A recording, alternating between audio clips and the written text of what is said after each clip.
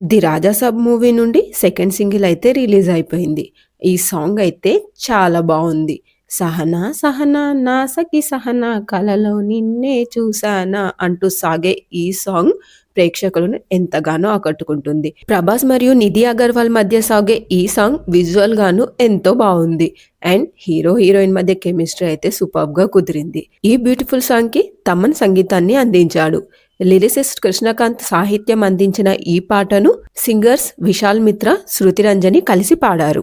మారుతి డైరెక్షన్‌లో వస్తున్న ఈ మూవీలో నిధి అగర్వాల్, మాళవిక మోహనన్, రిద్ధి కుమార్‌లు హీరోయిన్‌లుగా నటిస్తున్నారు. రొమాంటిక్ హారర్ కామెడీగా రాబోతున్న ఈ మూవీని సంక్రాంతి పండుగ కానుకగా జనవరి 9న విడుదల చేయనున్నారు.